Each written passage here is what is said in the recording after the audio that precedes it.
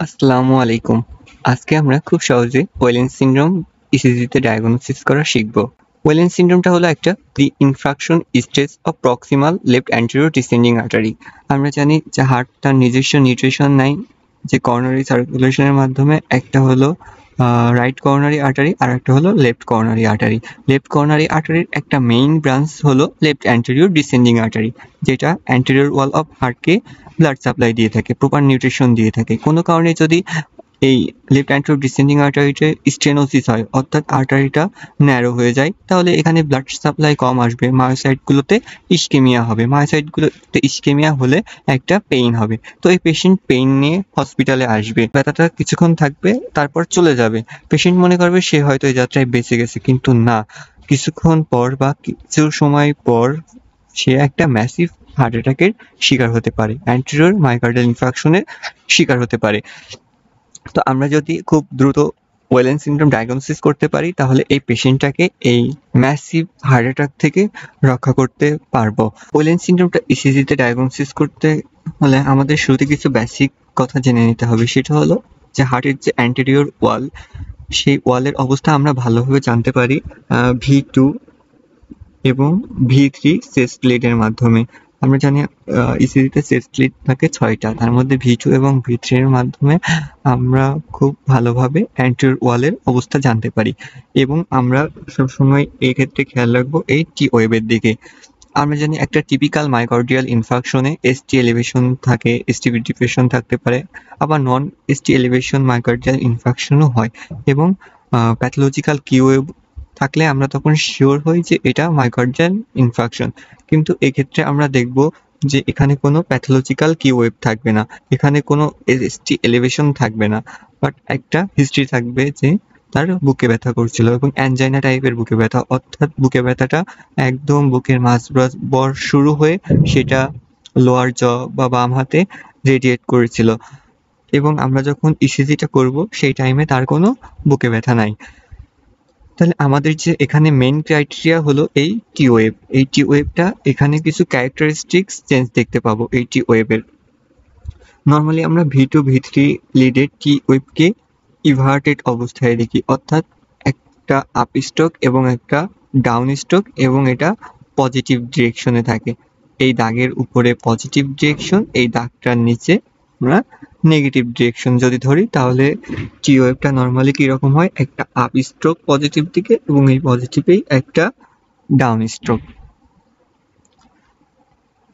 এই ওয়েলেন সিনড্রোমের দুইটা টাইপ আছে, একটা হলো টাইপ এ আর একটা হলো টাইপ বি।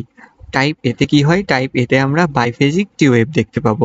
তাহলে আমরা শুরুতেই বলছিলাম টি ওয়েভটা হবে এইটা যদি পজিটিভ ধরি, আপ স্ট্রোকটাও পজিটিভে, ডাউন স্ট্রোকটাও পজিটিভে, কিন্তু এখানে বাইফেজিক টি ওয়েভ দেখা যাবে, যেটা হলো যে আপ স্ট্রোকটা থাকবে পজিটিভের দিকে, ডাউন স্ট্রোকটা থাকবে নেগেটিভের দিকে। তাইলে এখানে পজিটিভের দিকেও আছে স্ট্রোক, নেগেটিভের দিকেও আছে স্ট্রোক, এই কারণে এটাকে বলা হয় বাইফেজিক। এই টি ওয়েভটা সাধারণত ভেন্ট্রিকুলার রিপোলারাইজেশন নির্দেশ করে। যেহেতু আমার কিছু মায়োকার্ডিয়াল সেল মায়োসাইট আমার ইসকেমিয়া শুরু হয়েছে, তাই সবাই একসাথে রিপোলারাইজেশন হতে পারে না, কেউ একটু আগে রিপোলারাইজেশন হয়, কেউ একটু পরে রিপোলারাইজেশন হয়, যার কারণে টি ওয়েভটাতে এই ক্যারেক্টারিস্টিক সেন্সটা দেখা যায়। তাহলে আশা করি আমরা বাইফেজিক টি ওয়েভটা কি, কেন হয় এবং কোথায় খুঁজবো সেটা বুঝতে পারছি। তাহলে আমরা শুরুতেই বলছিলাম যে অ্যান্টেরিয়র ওয়ালকে আমরা ভালোভাবে দেখতে পারি ইসিজিতে V2 এবং V3 লিড থেকে। তাহলে নর্মালি এটা তো টি ওয়েভ, টি ওয়েভটা হওয়ার কথা ছিল এইরকম, কিন্তু এখানে কি আছে, এখানে আপ স্ট্রোকটা পজিটিভ দিকে এবং যে ডাউন স্ট্রোকটা সেটা কিছুটা নেগেটিভ দিকে চলে গেছে, যার কারণে আমরা এটাকে বাইফেজিক বলতে পারি। এখানেও সেম, এখানেও সেম, এখানেও সেম। এটা যদি নর্মাল ইসিজি হতো তাহলে এটা টি ওয়েভটা জাস্ট এরকম হতো এবং এখানে কোনো স্টিলেশন বা কি ওয়েভ নাই। দ্বিতীয় টাইপটা সব থেকে বেশি দেখা যায় 75% পেশেন্টের ক্ষেত্রে, সেটা হলো V2 এবং V3 লিডে টি ওয়েভটা সম্পূর্ণ ইনভার্সন অবস্থায় থাকে, অর্থাৎ পুরোটাই নেগেটিভ দিকে চলে যায়। এর অর্থ নির্দেশ করে যে এখানে সিভিয়ার একটা ইসকেমিয়া হয়েছে অ্যান্টেরিয়র ওয়ালে, যার কারণে রিপোলারাইজেশন যে ডিরেকশনে হওয়ার কথা ছিল পুরোটাই পাল্টে গেছে। তাহলে V2 V3 তে যদি আমরা এরকম ইনভার্সন খুঁজে পাই, এটা আমরা শিওর হয়ে যাব যে ইস্কেমিয়া আছে তার অ্যান্টেরিয়র ওয়ালে, এবং ওয়েলেন্স সিনড্রোম টাইপ বি হওয়ার সম্ভাবনা সব থেকে বেশি।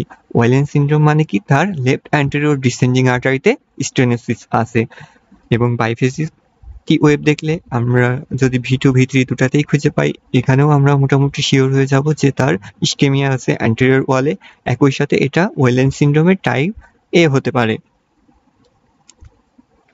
আমরা যদি একটা ইসিজির দিকে খেয়াল করি, তো এখানে আমরা যদি দেখি পি কিউআরএস টিটা 1 নম্বর লিটে টিটা অনেকটাই ফ্ল্যাট মতো হয়ে গেছে, তাই না? এখানেও টিটা প্রায় ফ্ল্যাট মতো হয়ে গেছে। তো আমরা আমাদের ক্রাইটেরিয়া অনুসারে V2 এবং V3 লিডে চলে যাব। একই সাথে এখানে যদি আমরা খেয়াল করি, কোনো ST এলিভেশন বা ST ডিপ্রেশন নাই, কোনো ST এলিভেশন বা কোনো ST ডিপ্রেশন নাই। তাহলে আমরা যদি V2 অ্যান্টেরিয়র ওয়ালের যে লিডকে বোঝার জন্য সবথেকে ভালো দুইটা লিড V2 V3 তে খেয়াল করি, তো আমরা দেখব যে এই কিউআরএস এর পরে যে টিটা, এটা ছিল আপ স্ট্রোকটা ভালো ছিল পজিটিভে, বাট ডাউন স্ট্রোকটা নেগেটিভের দিকে চলে আসছে।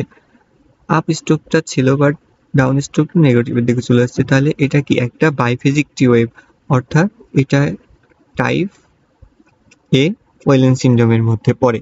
তো এই পেশেন্টটাকে আমরা ভালো করে বোঝাবো যে তার লেফট অ্যান্টেরিয়র ডিসেন্ডিং আর্টারিতে স্টেনোসিস থাকতে পারে। তাকে প্রপার ডায়াগনোসিস এবং ট্রিটমেন্ট করাতে হবে।